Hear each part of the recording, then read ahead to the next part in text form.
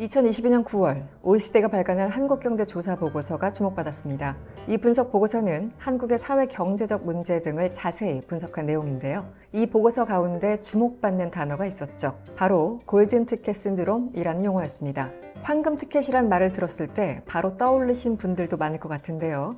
로알드 달의 소설 찰리와 초콜릿 공장에서 나오는 황금티켓에서 유래한 말이죠. 내용은 대략 아실 것 같은데요. 초콜릿 공장 사장 윌리 원카는 초콜릿에 황금티켓 5장을 무작위로 끼워 파는 이벤트를 열었죠. 이 이벤트는 초콜릿을 먹다가 운 좋게 티켓을 얻게 된 아이들에게 공장을 견학할 기회를 준다는 취지였습니다. 행운을 잡아보라 였지만 취지와는 달리 황금 티켓을 가져간 아이들은 우연히 행운을 잡은 아이들이 아니었죠. 부잣집 아이들의 부모는 아이들이 황금 티켓을 가질 수 있도록 엄청난 양의 초콜릿을 사재기하고 초콜릿 포장을 까주는 사람까지 고용하면서 황금 티켓을 얻어냈습니다. 돈으로 운까지 살 수 있다는 당시 사회를 풍자한 내용이었죠. 찰리와 초콜릿 공장의 인기를 끌면서 영미권에서 황금 티켓이라는 말은 열망하는 무언가를 단숨에 손에 쥘 수 있게 해주는 수단 혹은 방법을 의미하기 시작했습니다. OECD는 여기서 분명 한 발 더 나갔습니다. 한국경제조사 보고서에서 황금 티켓 신드롬이라는 말은 비정상적인 한국 사회 현상을 확실히 꼬집은 내용이었죠. 골든티켓 신드롬은 이른바 명문대학 입학은 물론 대기업과 공공기업 취직에 목매달 수밖에 없게 만드는 한국 사회 특유의 치열한 경쟁을 의미했습니다. 보고서를 먼저 한 줄로 표현하자면 이런 골든티켓 증후군이 낮은 청년 취업률, 사교시장에 지나치게 소비되는 돈과 시간, 기술과 자격의 불일치, 학생들이 느끼는 압박감, 그리고 낮은 삶의 만족도 등 여러 가지 부작용을 낳고 있다는 내용입니다. 당장 대학 입시만 보더라도 소수만 들어갈 수 있는 명문대에 집착하는 것은 경쟁 사회인 한국에서 당연한 것처럼 느껴지지만 동시에 대다수 학생들을 패배자로 못 박는 것과 다름없죠. 세상은 승리자만 기억한다지만 한국은 유독 심한 것 같습니다. 경쟁 없는 사회는 물론 없습니다. 하지만 한국은 명문대 학력과 같은 간판에 대한 집착이 도를 넘은 상태죠. 학부 졸업장이 마음에 들지 않는다면 학력을 업그레이드하기 위해서 대학원으로 가는 사람들도 적지 않습니다. 한국에는 사회인을 위한 특수 대학원이 약 700개 정도가 있다고 하죠.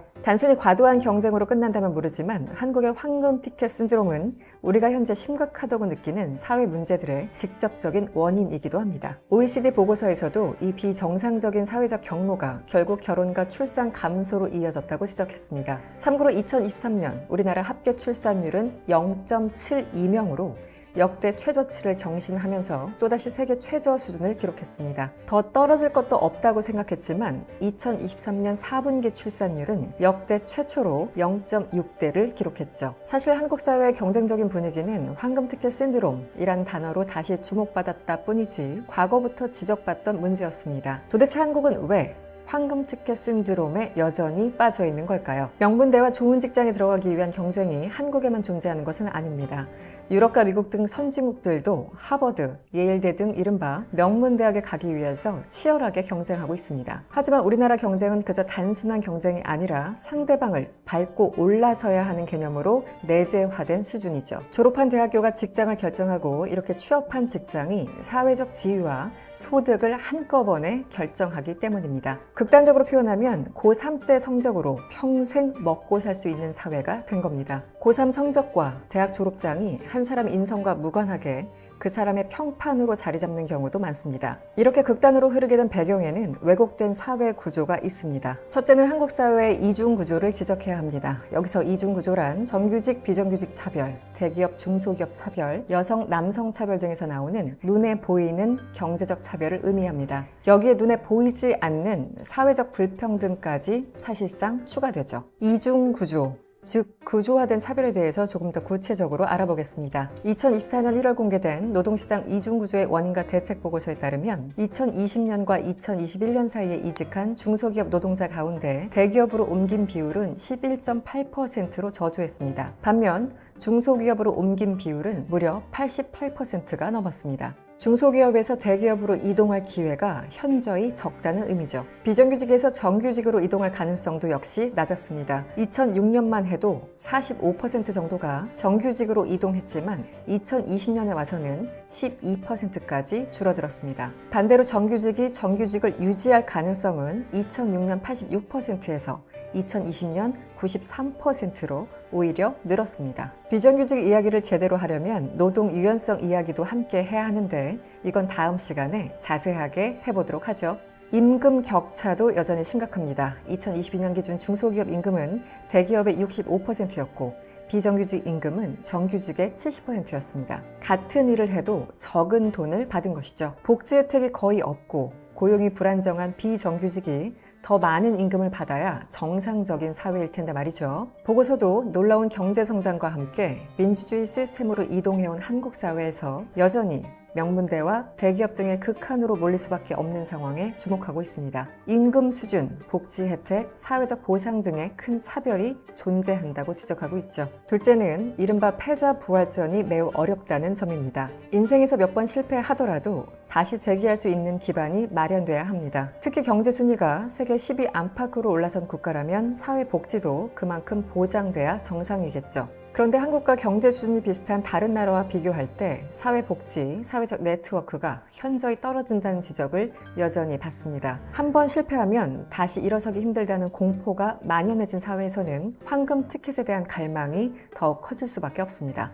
OECD 보고서는 젊은 시절 일자리는 소득, 연금, 사회보장 측면에서 평생 영향을 준다며 대기업이나 정부에 취업하는 데 성공하면 얻을 수 있는 이득이 매우 크지만 그렇지 않을 시에 이득이 지나치게 적어서 이런 현상이 나타난다고 말했죠. 사회적 분위기도 한몫하는 것 같습니다. 물론 영상을 보고 계시는 분들은 대부분 안 그러시겠지만 한국은 유독 냉대와 경시 문화가 강합니다. 중소기업, 블루칼라, 노동자, 비정규직에 대한 차가운 시선이 존재하는 게 사실입니다. 대학에 진학하지 않은 사람들과 중위권 학생들의 목소리는 여전히 사회적으로 공명되지 않고 오로지 명문대학 입시 경쟁 등만 부각되고 있습니다. 지극히 일부 학생들의 전유물인 명문대학 입학 포기와 의대 경쟁 등만 부각되고 대다수 학생, 학교의 모습은 언론에서 혹은 공로회상에서 거의 찾아보기 힘들죠. 취업 전선에 나가더라도 중소기업 기피 현상으로 대기업에는 경쟁자들이 더욱 몰리고 중소기업은 일할 사람이 없다고 하소연하는 상황이 계속되고 있습니다.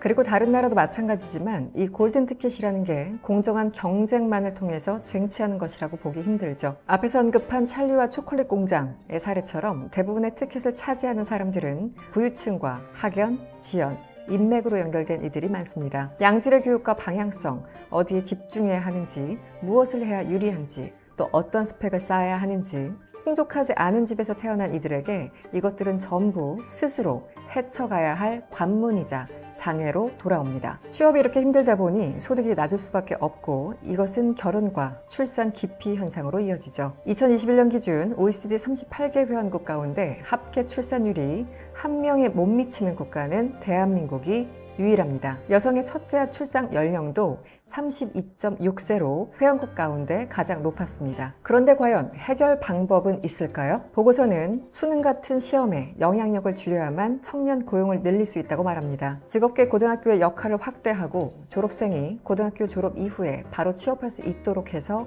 추가 학력 취득을 위한 과도하고 불필요한 경쟁을 피하는 것이 최우선 과제라는 거죠. 일례로 직업계 고등학교에 다니는 학생의 비율은 1995년 40%에서 2021년 18%로 감소하면서 OECD 평균인 44%에 훨씬 못 미쳤습니다. 2021년 직업계 고등학교 졸업생의 29%만이 노동시장에 진입한 바 있죠. 또 정규직 보호를 완화하고 비정규직은 사회보험 적용을 강화해서 정규직과 비정규직 간의 칸막이를 허물어야 한다고 제언했죠. 창업교육을 포함한 다른 성공 경로, 사회적 경로를 많이 만들어줘야만 정규직과 명문대에 대한 선호가 줄어들면서 황금 티켓에 대한 갈망을 줄일 수 있다고 말합니다. 사실 해법은 우리 모두 알고 있습니다. 국제기구들이 한국의 문제를 지적하기 훨씬 이전부터 국내 각 분야의 전문가들도 문제 제기를 해왔었죠. 하지만 여전히 법과 제도가 사회적 문제를 해결하지 못하고 기득권 저항도 만만치 않습니다. 2022년에만 50조 원 이상의 예산을 쏟아부은 저출산 문제를 얘기하기 전에 학교 교육,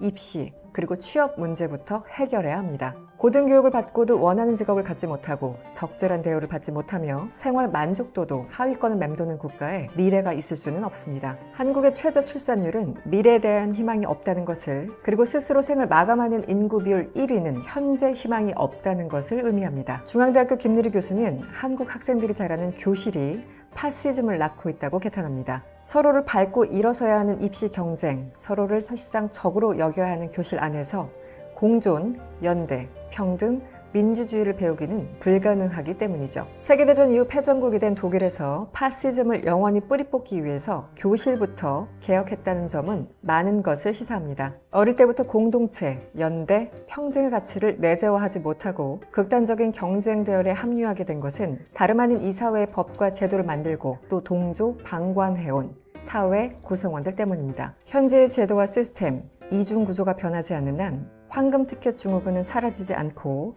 이 한국 사회를 떠도는 유령이 될 듯 합니다.